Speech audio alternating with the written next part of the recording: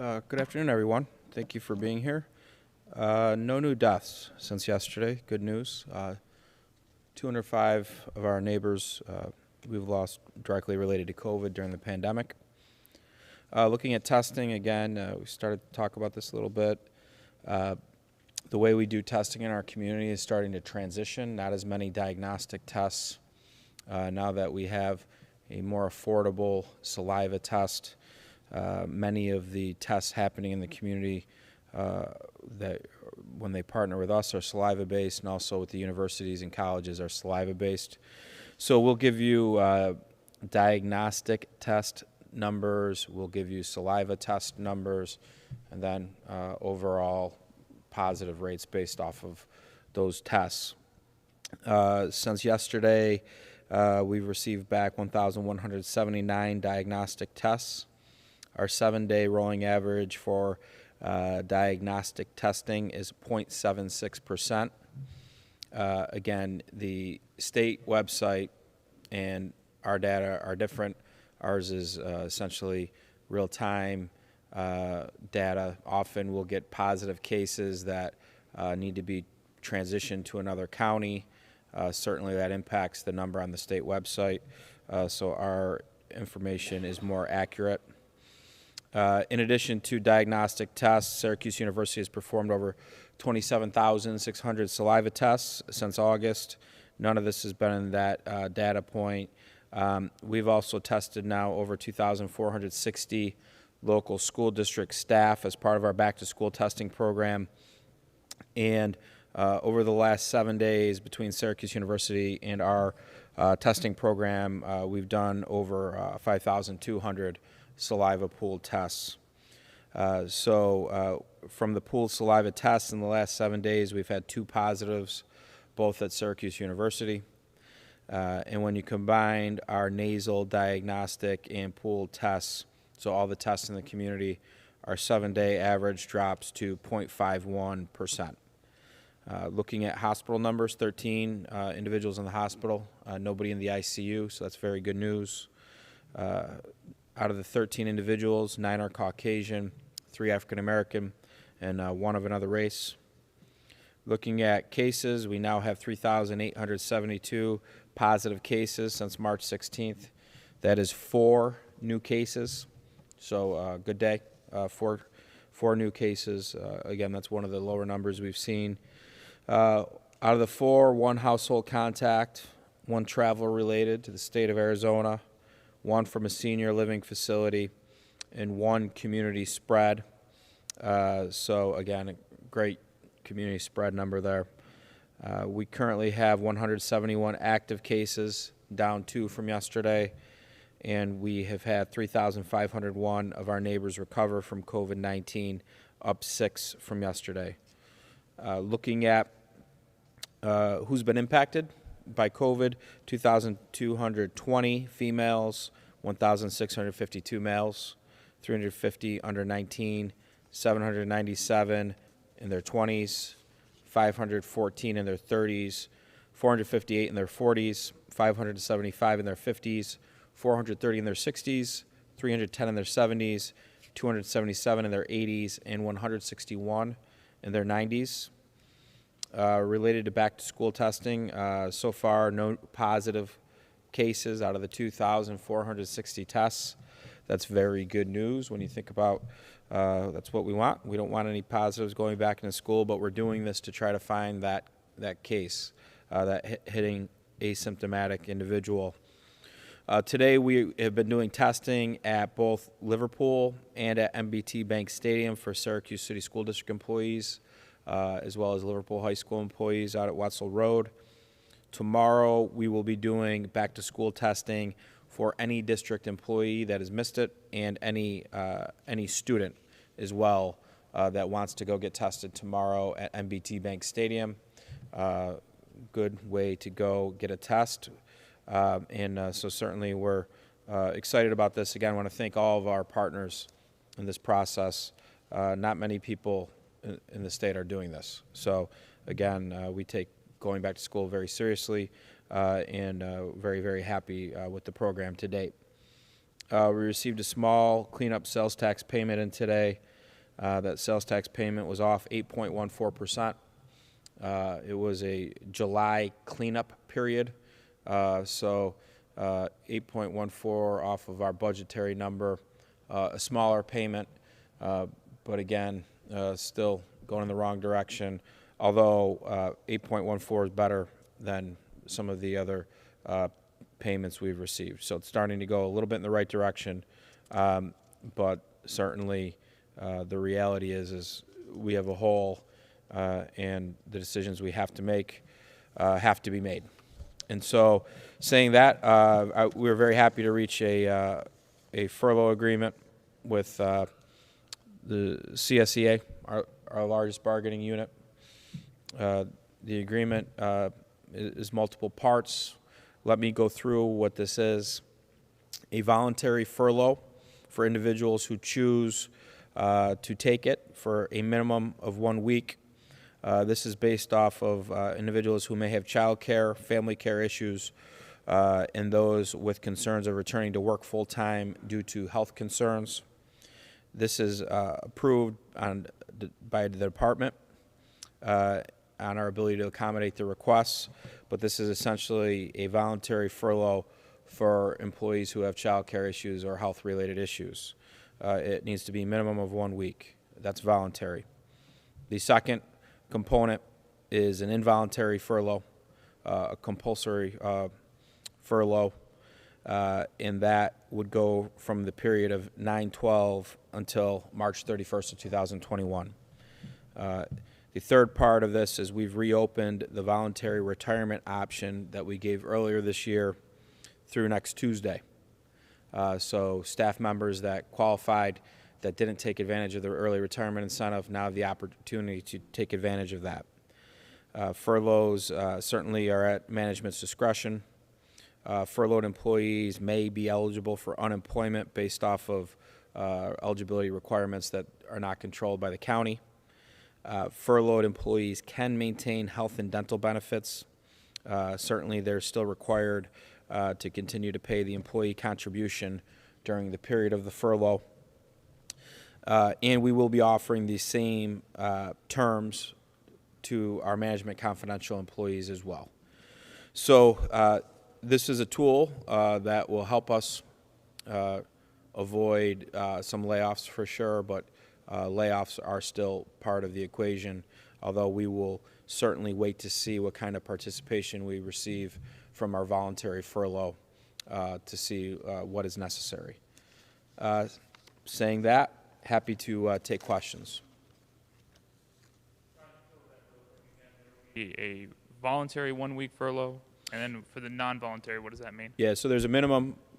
If you want to take a voluntary furlough, Josh, if say for example you during your children are in a hybrid schedule that doesn't work with your work schedule, and you wanted to, it costs you more money for childcare than to come to work. You wanted to take a furlough.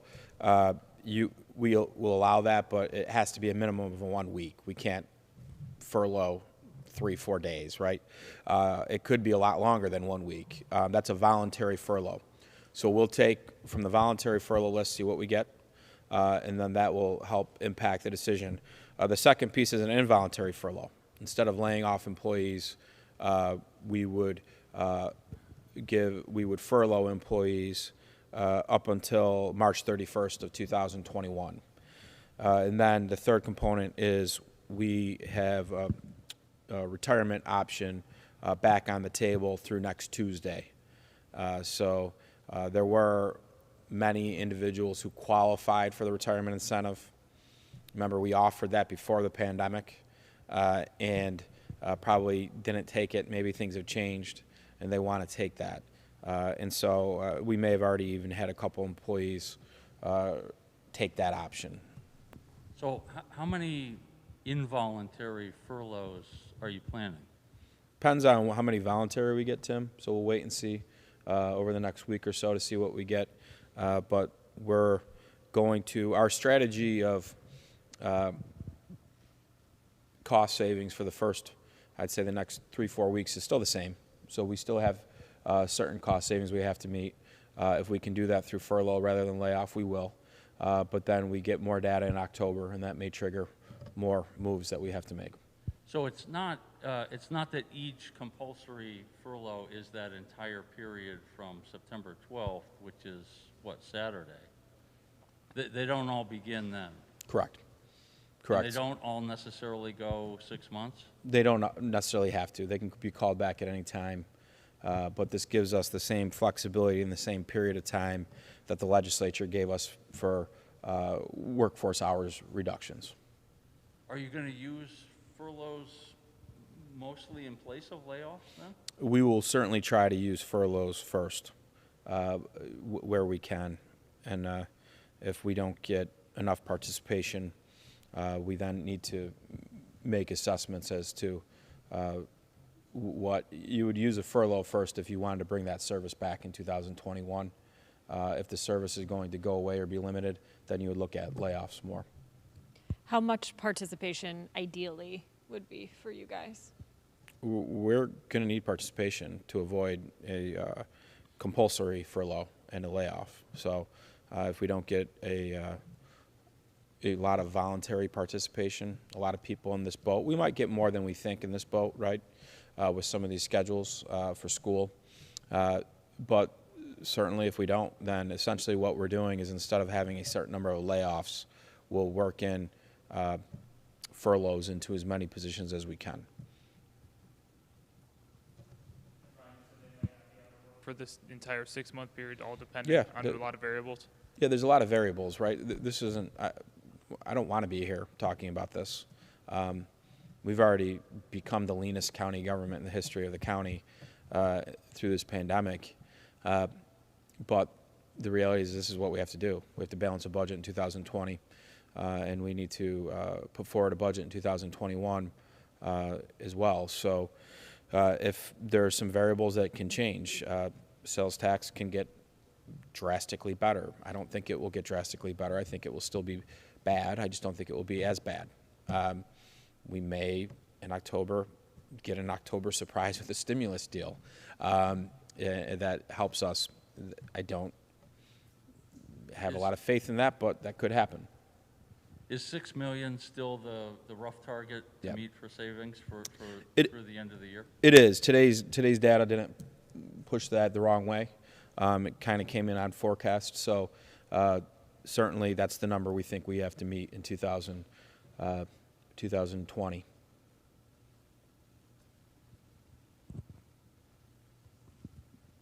Other questions?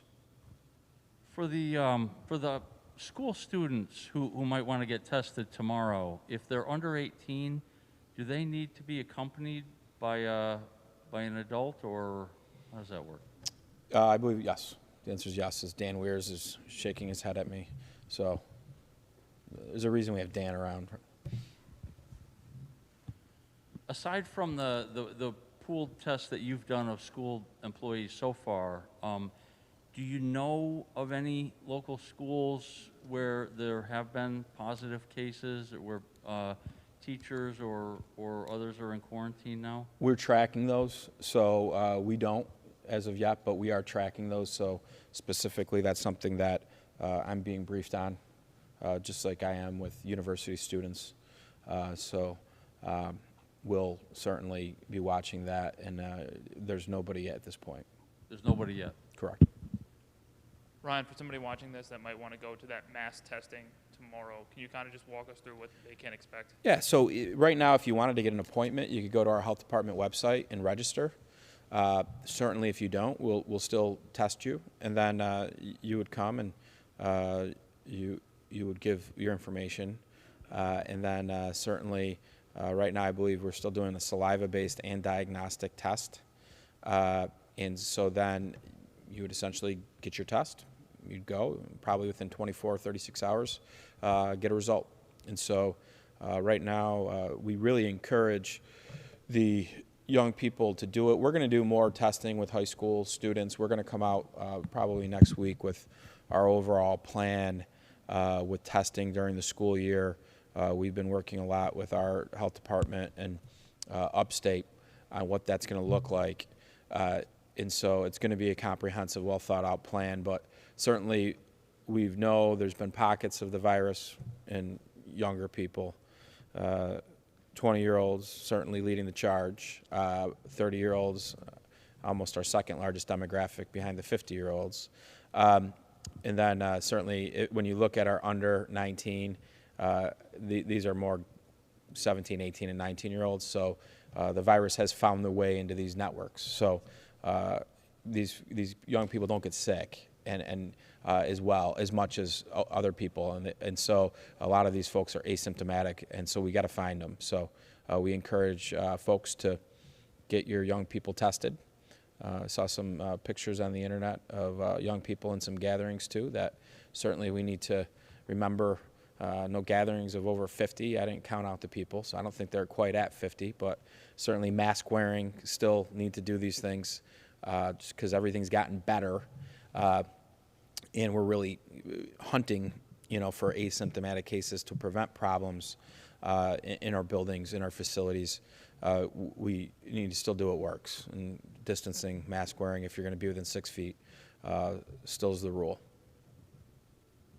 What's been the feedback from teachers as we've been testing them the last week and a half or so? Yeah, we put it out there. We knew this was a concern from a lot of teachers, and so we put it out there.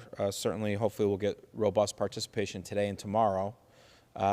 Some districts have had better participation than others, but again, we'll probably have over 3,000 tests that were done for faculty.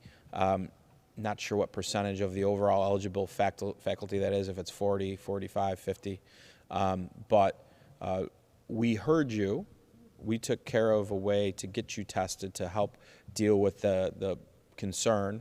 And so far, no positives. So I think overall, the program's worked, and it especially works if we find that one or two asymptomatic individuals and make sure that they don't go back to work before they're deemed ready by the health department.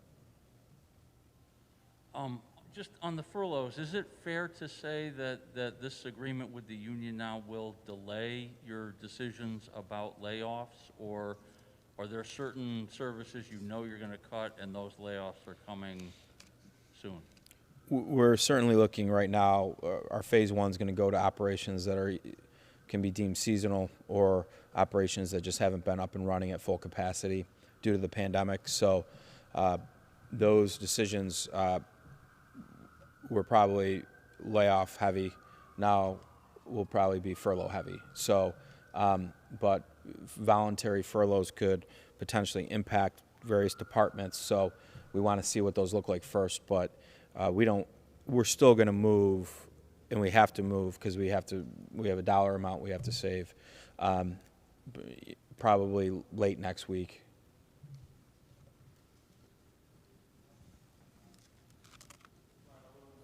2 months ago, we entered phase 4. Since then, we've had a couple updates from the state. Has the state given you any indication on an end game here as far as getting back to where we are? I know a vaccine is important, but have these announcements, whether it be gyms or casinos, come as just as much a surprise to you as everyone else about the timing of them? Yeah, I think at this point there's so few industries left that the ones that are being left, there's not a data point driving this decision-making process. This is really a decision being made by the governor's by the governor and health department, whoever his advisors are. I wish there was a data point that under 1% for this many days, your arcades are open. You can go and increase your gatherings from 50 to 75. You can move your banquet facility. Events can increase. We've put forward and are putting forward a proposal related to hospitality to try to get something in front of the state to make them move a little bit. Certainly, we think we need to. I know the state's concern was colleges coming back, spikes. What does that do? Certainly, there's examples of spikes in certain communities, not in ours, and not in our region. So we've gotten through that, right? Travel was going to make us hit the roof. College is going to make us hit the roof. Hasn't happened. Now back to school is a concern. I get it. That's why we're doing what we're doing. Same thing we do with colleges, we're doing with schools, so that the all the legitimate concerns they can point to why some of these industries are still in a half percentage mode with restaurants and things, that once that deck is clear, that what else are we waiting for? Open up the valve a little bit more. So we're working through that. I know those were some of the state's concerns with college, what's going to happen. We've kind of weathered that phase one of that. We still need to be diligent, but we're doing it. And then back to school. The challenge with back to school is back to school in some districts, your larger districts, aren't really back to school. So how much longer are we punitive on some of these industries? So I think this is kind of a balance that we need to find again related to restart. With the evolving technology for testing, where it's probably sounds like it's going to go more and more to pooled testing as a surveillance technique. Is that going to change the state's metric that you have to meet on diagnostic tests? Is that a discussion that you're... Yeah, we're having it. I think they have to move, and I think now that you have different types of tests, I think as long as everybody, and I know the state agrees with the saliva pool test, they've given their seal of approval. I think the test is a test now, and we should be incorporating the saliva pool test into the data on the New York Forward page. I think that's been my message.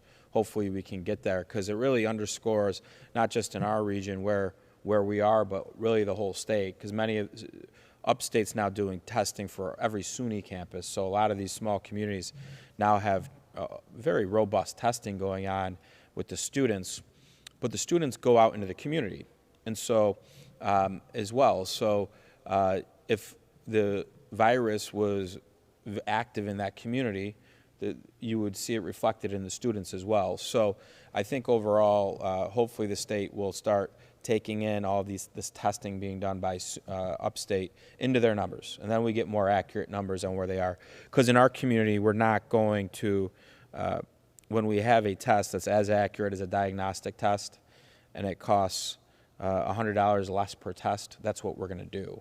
So the diagnostic percentages to me aren't worth anything anymore if the most affordable and accurate test is now being administered in our own county.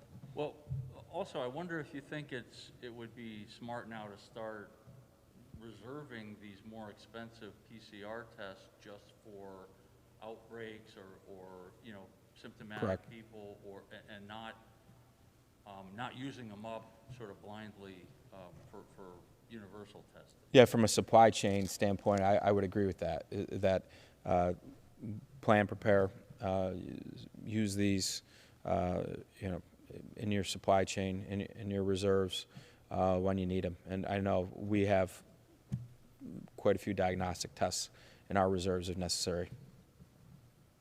Getting them processed is expensive still. And everything's changed a little bit too to that point with insurance was covering these tests for a long period of time. Now they're not. So they only cover the symptomatic or direct contacts. So we got to evolve as the rules evolve. And we've done that the whole time. We're finding our new balance now with testing. And the numbers are great. And if we continue to do the right things, the numbers will continue to be really, really good. Other questions? Okay. Well, thank you very much, everybody.